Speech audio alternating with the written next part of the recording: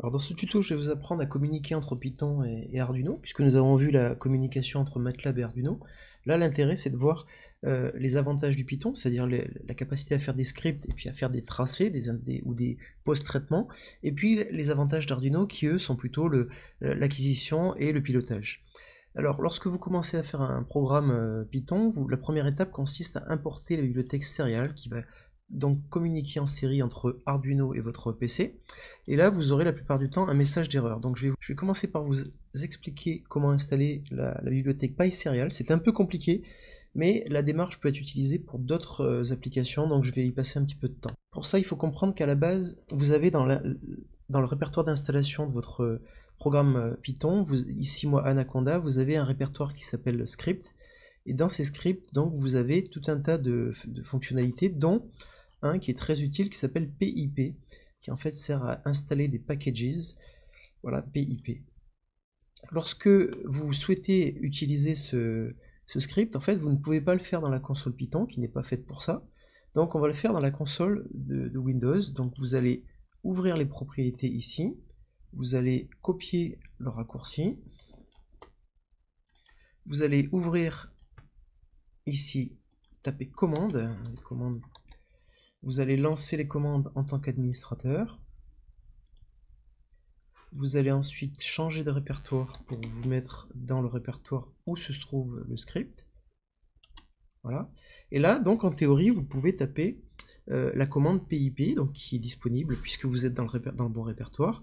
Et normalement, la commande qu'on doit taper, c'est PIP, ensuite install, et ensuite le nom du module que vous souhaitez installer. Moi ici, en l'occurrence, PySerial, et non pas Serial comme le nom ici l'indique, mais le module il s'appelle PySerial. Donc voilà, moi ici il se trouve que j'ai un problème de configuration qui est apparemment lié à Windows, mais en général cette solution fonctionne. Je vous montre juste une autre solution. Si par hasard on ne souhaitait pas changer de répertoire comme je l'ai fait là et utiliser toutes les fonctionnalités Python, tous les scripts Python disponibles, en fait on va ajouter au chemin de Windows, on va lui ajouter le chemin correspondant à ces scripts. On va aller dans l'ordinateur, on va se connecter ici dans Propriétés, on va aller dans les paramètres avancés, on va aller dans les variables d'environnement, on va aller dans le chemin que l'on va modifier, et donc ici à la suite du point virgule, on va rajouter le chemin donc qui contient à la fois les scripts, et je vais mettre le répertoire qui est au niveau au-dessus. Donc voilà. De cette manière, vous aurez ajouté au chemin les commandes, toutes les scripts qui sont présents dans le répertoire Python, et à ce moment-là, à la racine ici, en tout cas au départ, vous serez capable de la même manière de taper votre script Python. Alors la méthode avec le PIP marchant finalement moyennement au final, moi j'ai utilisé la console qui était liée avec Anaconda, qui utilise des programmes différents, d'autres méthodes que la méthode PIP. Donc on voit en fait qu'à la base, la méthode de base c'est Conda. Donc quand on tape Conda, on a accès à toutes les fonctionnalités disponibles, donc voilà, clean, info, etc., help, etc. Et on voit justement les fonctionnalités d'installation, install, mais on a des fonctionnalités aussi de recherche. Par exemple, si je ne me souviens pas exactement du nom de ma bibliothèque, eh bien, je vais mettre Conda search serial. Il va me donner tous les éléments disponibles, et notamment donc les PySerial, et là je vais pouvoir installer correctement avec la méthode Conda, install, et donc PySerial.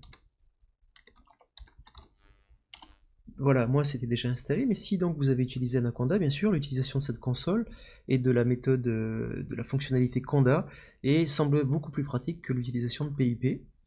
Par ailleurs, je vous montre une solution qui est également très simple, c'est-à-dire que je vous expliquais que tout à l'heure, c'était pas fait pour la console Python, et en fait, on peut le faire. Il suffit de copier ce script, donc je vous laisse noter, où on fait exactement la même chose, et qui permet d'installer un package dont le nom est indiqué ici, et ça fonctionne très bien également. Donc voilà, au final, la méthode avec Anaconda ou la méthode avec un programme, un petit script Python marche très bien, sinon la méthode PIP classique. On peut utiliser cette variante, c'est-à-dire que pour la bibliothèque PyFirmata ici, qui est une bibliothèque de plus haut niveau que PySerial, on va mettre la commande try en début de programme, on va essayer d'utiliser la bibliothèque, Et donc si elle n'est pas installée, on va lancer le script qui va permettre de l'installer avec le script précédent et cette fois-ci le nom de la bibliothèque PyFermata. Alors ensuite nous allons tester toutes les fonctionnalités de base de communication entre donc, le PC et la carte Arduino. Donc l'opération de base c'est de faire clignoter une LED bien sûr. Donc on fait un petit programme dans lequel on déclare la patte de la LED, on ouvre le port série à 9600 bauds, on lui dit que dès qu'il y a quelque chose sur le port série, on le lit, donc on utilise toutes les fonctionnalités de base de la fonction serial, et si ce qu'on reçoit est un 1, on allume la LED, sinon on éteint la LED. Et c'est donc le programme Python qui lui va, après avoir importé la bibliothèque serial et la bibliothèque time, on va déclarer deux fonctions, une qui allume la LED. À noter que on va au préalable dans le programme principal déclarer le nom du port, comme 18 ici, la vitesse. Ensuite on va déclarer un objet qui va s'appeler comSeries qui sera la serial.serial avec le nom du port, la vitesse et le timeout. Donc ça c'est une sécurité. Et donc on va quand on va vouloir allumer la LED, on va tout simplement écrire la valeur 1 et quand on va l'éteindre, on va écrire la valeur 0. C'est donc le programme Python qui va piloter l'allumage et l'extinction de la LED. A noter que ici, on le verra, mais en Python 3, en fait, les données qui sont transmises sont des bytes et on a besoin de la fonction encode qui est nécessaire pour toute transmission. Et donc ensuite, je vais simplement faire une boucle 5 fois dans laquelle je vais appeler la fonction LED on avec un temps d'attente et la LED off, et je n'oublierai pas de fermer la liaison série. Je lance le programme. Et donc j'ai bien ma LED qui clignote ici. Voilà, 5 fois. Voilà pour un pilotage de base. Je vais tester maintenant les différentes fonctions disponibles dans Arduino pour voir ce qu'on peut en tirer. Il faut comprendre qu'en Python 3, les transmissions d'informations ne se font plus en chaîne de caractères comme auparavant, mais en séquences d'octets qui s'appellent en fait des bytes.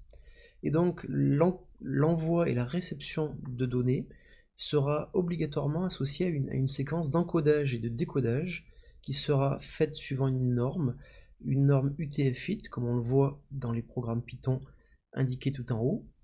Cette opération est également réalisée lorsqu'on lit un fichier texte avec la fonction open, simplement c'est transparent. Si on teste cette fois une fonction d'écriture, c'est-à-dire que dans une boucle, on va répéter 5 fois, on va envoyer sur le port série le mot hello, on va veiller à mettre un saut à la ligne avec, donc à la fin du hello, on aura un retour chariot, et puis une nouvelle ligne. On va avoir dans le programme Python, on va lui demander de tester tant que le port est ouvert. À ce moment-là, tu lis ce qu'il y a sur le port série, et tu l'affiches. Et enfin, tu fermes. Si on teste ce programme, on voit bien la transmission d'un byte, c'est-à-dire que tous les caractères sont transmis, y compris le return carriage et la nouvelle ligne. Maintenant, si on veut éviter cela, on va tout simplement faire un décodage en ASCII de cette séquence d'octets.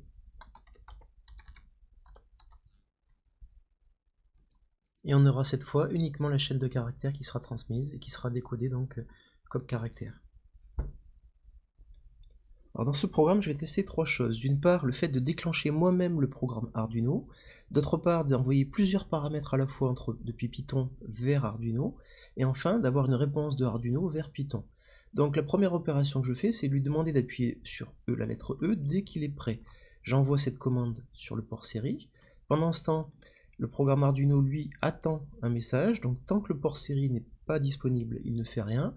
Et puis dès qu'il est disponible, il va récupérer dans la variable ordre la lecture, sachant que, on l'a vu, ce sont des bytes, donc la variable ordre sera un byte. Dès qu'il aura réceptionné la valeur E, il va passer à la suite. Pendant ce temps, dans le programme Python, je vais lui demander d'afficher le temps d'allumage d'extinction et le nombre de répétitions d'allumage de la LED, séparés par une virgule, donc plusieurs paramètres. Et je vais envoyer cette commande multiple sur le port série. Le programme Arduino, lui, une fois qu'à nouveau, il va attendre la réception d'un message. Dès qu'il y aura quelque chose qui va arriver, il va le réceptionner dans les variables data1, data2, data3, qui sont des parseInt, c'est-à-dire que ça permet naturellement de séparer les valeurs qui ont été écrites depuis Python en éliminant tous les caractères spéciaux avec la fonction parseInt. Donc, ces trois variables data1, data2, data3, je vais m'en servir pour un délai d'allumage de la LED, un délai d'extinction de la LED, et puis le nombre de répétitions que je souhaite. Et lorsque j'aurai terminé, je vais tester le retour d'Arduino vers Python. Donc je vais envoyer cette fois-ci une information en disant que j'ai terminé, OK. Et le programme Python, lui, sera en attente d'un message et il va afficher le message de retour donné par l'Arduino. Si je lance ce programme, j'envoie E dès que je suis prêt. Ensuite, je mets mes 3 variables, donc 1 seconde d'allumage, 2 secondes d'action et 3 répétitions. J'ai ma LED donc, qui s'allume 1 seconde, 2 secondes, 1 seconde, 2 secondes, 3 fois. Et à la fin de la rotation, elle va m'afficher OK. Voilà. Alors je peux chercher cette fois à acquérir un certain nombre de points du capteur analogique infrarouge, par exemple ici 10 points. Ensuite je récupère au clavier une commande qui va être ici la lettre D lorsque je souhaite lancer mon acquisition. Donc si cette lettre rentrée au clavier est égale à D, je rentre dans une boucle de N points dans laquelle je vais envoyer sur le port série, donc vers la carte Arduino, la lettre A. À la différence de tout à l'heure, je n'utilise pas la fonction encode mais la fonction B pour transmettre des bytes. De la même manière, je n'utilise pas comme tout à l'heure la fonction isOpen en attendant que quelque chose soit disponible.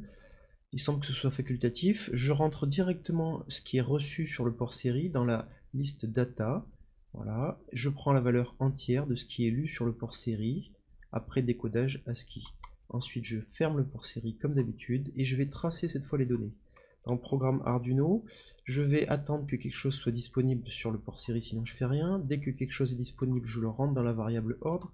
Si cette variable ordre est égale à A, alors je renvoie sur le port série, donc vers le programme Python, la valeur lue par le capteur analogique infrarouge. Si je lance mon programme et que je rentre la lettre D dès que je suis prêt, je vais avoir un tracé et les différentes données de mon capteur analogique qui sont enregistrées dans une liste. Maintenant, il va falloir prendre en compte le temps, parce que bien évidemment, là, on n'a pas d'estimation du temps. Il faut noter que lorsque vous faites du debug lors de votre programme, vous pouvez avoir un message d'erreur sur votre port série. Si par hasard vous avez lancé votre programme et qu'il ne s'est pas déroulé normalement, bien sûr, le port série n'a pas été fermé. Donc si vous voulez revenir à un fonctionnement normal, il faut refermer le port série avant de continuer votre debug. Alors l'idée maintenant, ça serait de mettre en place une communication un peu plus aboutie entre Python et Arduino, et donc de ne pas envoyer qu'un simple ordre sous forme d'une lettre, mais plusieurs commandes.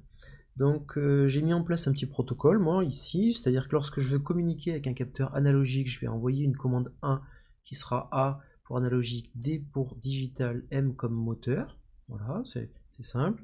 La commande 2, elle sera le numéro du port, donc 0, 1, 2, 3, 4, 5, etc.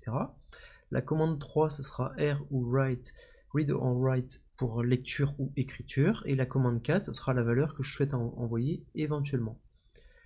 Alors ensuite, je génère cette commande en input que je vais rentrer au clavier, je l'envoie sur le port série. Et ensuite, je rentre dans une boucle où j'attends la réponse de la carte Arduino. Je vais l'afficher et on va voir qu'il y a un mode de sortie de manière à redemander une nouvelle consigne.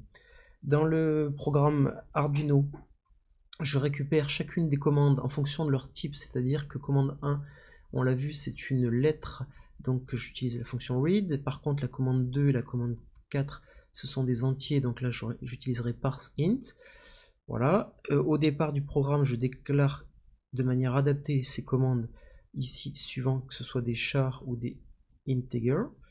Voilà.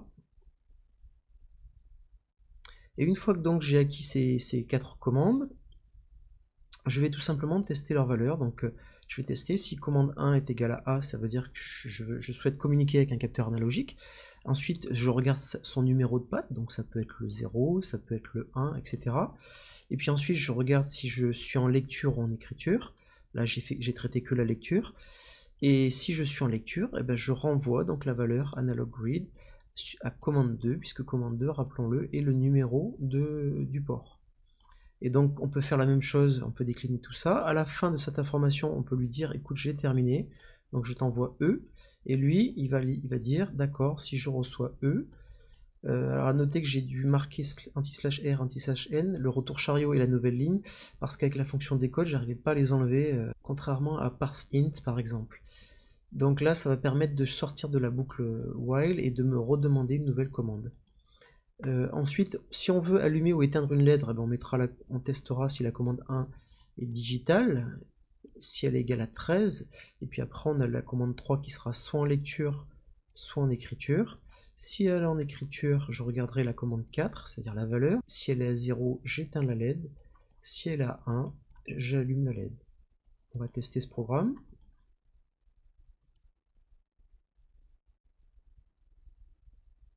Donc si je souhaite lire le capteur qui est sur la patte 0, je vais marquer A0R, et le 0 est facultatif.